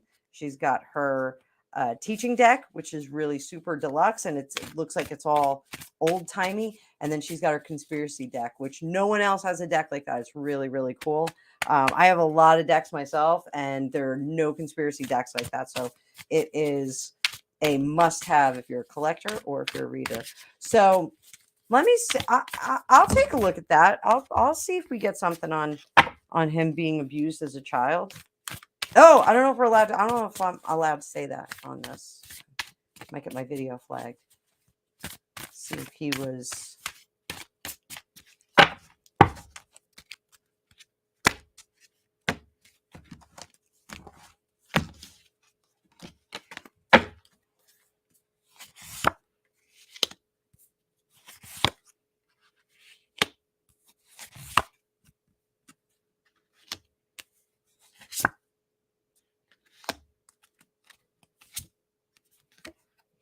So, all right, Karen, I don't get that anything bad happened to him. I get that it was, in times of luxury, we can we have the freedom to explore different genders, or complain about how late, how cold your Starbucks coffee is. In times of luxury will make people do odd things. They'll start to complain. And I always say, I grew up in a neighborhood that was fairly affluent and country club life. And, one of the things that I notice about people is that there's a certain culture out there that will think it's that whole like Karen mentality. Like if I complain, it makes me seem discerning. If I'm just dissatisfied with everything, it just makes me seem like I'm so much better. Like, and don't get me wrong, in uber affluent communities, yes, there are those types of women that will loudly complain and make a big deal and yell at the manicurist, or have the waiter bring back different water because the ice cubes tasted funny. Somebody in a position like Harry. Okay, so we have Queen of Swords here. This is good decision maker. And we have 4 of Cups. The 4 of Cups is the dreamer out of idleness. That's someone who has a lot of blessings and has a lot of good things. And they just look beyond that to, find what really does it for them. It's it's kind of this ennui, like, oh, just oh, Jeeves, please bring around the Porsche because I'm sick of driving the Mercedes. I just can't drive that Mercedes anymore. The seats are too soft. I just can't. I feel like driving a convertible today. I want the wind going through my beard. Is really that kind of a thing. So, and then we have the 5 of Swords, which is conflict and turmoil, and we get that a lot with teenagers. Like when you get to your teenage years, you start to get that conflict, and what it is, it's a collision. And those of you that are readers, I definitely recommend, because like the 5 of Swords always reminds me of Turgenev's Fathers and Sons, which is a clash of pre and post revolutionary ideologies. So it's the old wealthy well, he's not wealthy, but landholder, countryman who has an uncle that lived in the city and was very cosmopolitan. And then the son comes home with his friend who's a radical. And it's one of the reasons that I did study pre and post revolutionary Russian writing when I was at university, because it's a very, very interesting perspective of seeing both sides of the revolution in Russia. And that's what happens when you're a teenager. And that's what's happening here with Harry. He's having this like collision course of ideology. He wants to grow up. He still wants to have fun. He wants to get away with bad things, but he, wants to be given more responsibility. So it's really like this collision what he wants and what he needs. Then the wants kind of took over a little bit more, and I think that's where he got into the indulgences that he did, which created this whole drama where like yeah, and to be sure, he did have real trauma. What happened to his mother, very traumatic. It was all over the news. You know, I, I I hate to say it, but other people that have lost their mother in a car accident wasn't on the news for 20 years. It wasn't something that was speculated on and covered in the news. It wasn't there wasn't this whole, was she pregnant? Was she engaged? Was she this? Was she trying to make the other boyfriend jealous? Like, there wasn't all that speculation. It really was so much more than losing your mother in a car crash. I'm sure that they did try and keep him from it, but the minute he was old enough and the internet was out there, you're now reading it. You're now in the quieter moments trying to figure out what went right and what went wrong, and trying to remember her, and she's everywhere and you don't want her to be. So this is one of the most photographed women in the world. There's going to be a lot of information. So this anxiety contributed, as the ennui over here that contributed to, well, what am I going to make my issue? And then he had a real issue. So when you get into that personality situation where now you're the troubled one, it's very easy to sink into that because the expectations are very low on you, and you don't have to produce much.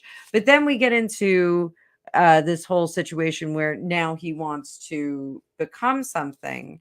The choices that he's making are not great. Like the whole, like, I'm going to be an entrepreneur. I'm going to be an actor. I'm going to have a Netflix show. Oh, I'm sorry. That was a big yawn. Sorry about that. The Invictus Games really was a good fit for him.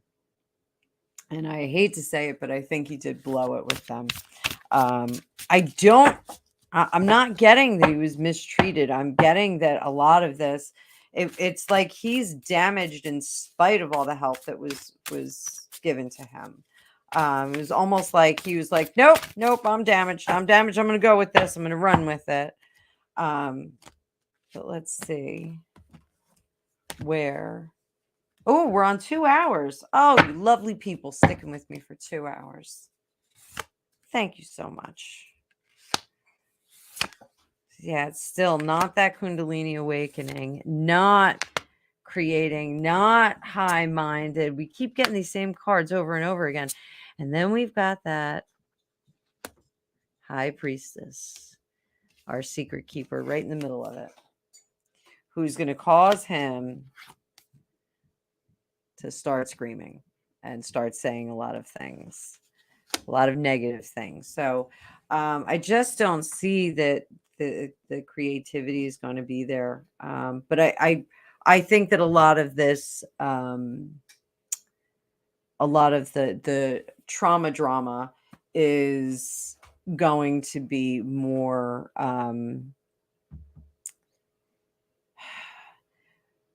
it's like he's in a paper bag, and he can get out of that paper bag if he just thinks about it, and if he just stops acting amok. But that's just my opinion. So like, Karen, I'm not trying to blow up your reading, but like, I've tried to read that, like, to see like if anything happens to him. I think Alicia and I did it on Dueling Tarots too. Dueling Tarots, I said. I'm getting so dopey. So yeah, it I just don't get that he was abused. I just get that this was really like trauma drama, self-inflicted. But that's just me. That's just me. So yes. So yeah, like I but I don't know. I mean, Alicia and I, when we did and it's I'd have to go back and look, but it was like he peeked into the wrong room and was like, oh my God, what the hell did I see there? So like that was kind of kind of what we came up with. But I'll have to watch that video again. We'll have to check it out. So, hey Diego. So Diego, so I'm gonna promise you this, my friend down there in Mexico. So, on New Year's this year, I did a marathon, and I just kept like popping on, and I do reading. So I promise you that I will do another marathon this New Year's. So like I just kept popping on and off doing lives for all night, and we were doing. I did it through the whole weekend, I think. So in between my sips of champagne, because I don't drink Intero, but I promise you, I will do it. And I think I did like I don't know, it was like 20 some odd readings over 3 days that were like an hour or two at a time. It was awesome. I was all goofy by the time I was done with that. I needed like a couple extra days off. I already put in for my vacation over 4th of July. So I will pick a couple of days where maybe I'll do, because they do the Twilight. I'm dropping cards.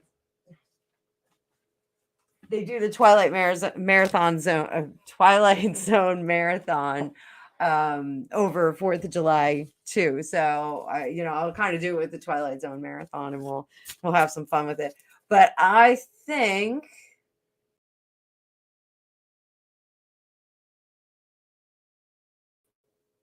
I'm gonna wrap it up. I took my sound off. And those of you that haven't liked, shared, and subscribed, please do so. I'm approaching 800 subscribers. I promise you I will be back more often. I just had kind of a crazy couple of weeks. Also, there is a whole weekend open for readings this weekend. So any of you want to book your own private reading with me, please do so. You can do it at the link in my bio. Just use the Calendly link, and we'll get crack-a-lack, and you get to hang out with me on Zoom. And I can record them and email them to you as well. So hopefully I will see you all soon. Again, thank you so much for sticking with me for 2 hours. I'm going to go have a bite to eat, and I think I'm going to go do some past life regression. Oh, that's another thing. Before I go, I'll tell you a little bit about some of that. I told you all I was getting a new past life regression DVD. It's not new, but they're from this dude, Dick Sutphin. They're actually pretty inexpensive. You can go to dicksutphin.com, and I got, not that I need it, but you can always go a little deeper, develop your psychic ability. I got remote viewing and astral projection, and I also got past life regression. And these are DVDs. You can also get his audio links. They do have them on Audible, and the DVDs are really cool because there are visuals on there that will help you get a little bit deeper. And every time you do the hypnosis, you're going to get a little bit deeper. So one of the first ones that I did was really, since I got these, I've done a million past life regressions with him, but I think I'm going to start keeping track and like write a little book that you guys can look at all the past life regression stuff. I think past life regression is great. I highly recommend it. Jump in and you play around with it. One of the things that's really hard to wrap your head around is when you get the images that come in from your past life regression, you second guess it and you're like, yeah, I'm making this up. I'm making this shit up. So the one that I did when I got the audio tapes, the audio file from Audible. So I went back, and I was kind of a plumper woman. I'm kind of plump right now, so I was like, all right. But I had this fabulous hair, this really great hair, and had more of an aquiline nose. It was a little bit wider. Greg, what's the name of the gal that's in the not the Witches of Eastwick, but Amok. It's we all watch them. Parker. The what? Sarah Jessica Parker. No, the other one. Kathy Najimy. Najimy. I kind of looked like Kathy Najimy, but I had like a wider face and I had like a wider nose, but it still was like the same nose.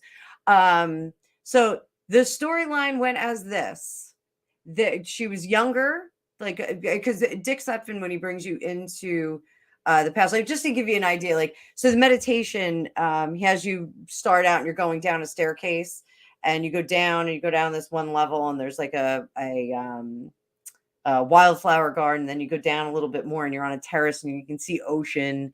Or no, you go down and you're at the there's a little cottage there, and you just kind of sit on the porch for a little bit and hang out for a little bit. Then you go down to another level, and that's like a terrace, and you look out at the ocean. And then you go down a little bit further, and you're on the sand, and hang out on the sand and meditate for a little bit and just chill out. You feel the sand, feel the water. And then you get up and you walk down and you go to a cave. So, like, I've been doing this so much, like, I have like this actual house that, like, I actually see, and my cave has doors. So, and there's doors inside. So you go into the cave and you go into a dark area, and the hypnosis is great. Like, you go really, really super deep. If you have like a step reader, or like a smartwatch, like, it looks like you're asleep on it. It's pretty cool. So go through. And so I came out, I was 15, and was a young girl, had, still great hair, had great hair. I don't have great hair in this lifetime, but had great hair. And their house was, and I actually was going to have Greg do the sketches too. I asked him if he would do the sketches for me. Had a house that was like on a hill, like on a very rocky hill, and there's some green hills in the background. But there's an invading force that came in, and I had to run down to like this castle keep. It wasn't a castle, but it was like whitewashed, like stone, but very smooth, very clean lines. It wasn't like craggy or anything like that. Much not Mediterranean, but it was, not England. So, there's all this, the doors, you go in and the doors close. And so they basically had the whole town in there, and everyone was hanging out. And one of the older gentlemen had taken a liking to me. My parents were killed by the invading troops, and there was fire, and I could see the little house, and there was fire all around it. The house didn't burn, but there was fire around my childhood home. So one of the older gentlemen that had, and not older like in a creepy way, but it was an older gentleman, took a liking to me, and we hung out, and we had children together. We had a boy and a girl, and the girl was older and stayed in the castle keep. And then the invaders came back. This was like, like maybe 4 or 5 years later. And the invaders came back and broke in, and they stole my daughter. And I took off over the hill. The lesson was, the husband that she had, that I had, was very apathetic about the invading tribes and the people that were coming in to invade, and was like, oh, they'll never make it. They'll never get in here. And she watched her daughter get stolen and him get killed, and then took off with her son, literally ran to her childhood home and hid there, and then went over the hills into the next land. So, and I did come up with a date. I wrote all this down. I did come up with a date, because he does ask you to come up with a date. So then I looked it up, and it was actually in the country of Georgia. And I looked up some of the castles that, or the keeps that were there. And I found a few things. So I found some stuff online. I actually found what I was looking at. It was pretty cool. So that's the kind of stuff you can do. Highly recommend it if you're into that kind of thing. Hypnosis is super cool. And, past life regression, if nothing else, is a movie you're making up in your mind. You can kind of think about it that way. So, but nonetheless, thank you everybody for sticking with me. Thanks for subscribing. Thanks for being a part of all this. It's so much fun. I'm super loopy right now, so I'm going to call it a night. But you guys, everybody have a great night. I will see you Friday night. We're going to be doing Dueling Tarot again, and I'm going to try and do some lives over the weekend as well. But I have plenty of time for booked reading. So if you want to get a reading, hit me up. All right. Everybody have a great day. Talk to you soon.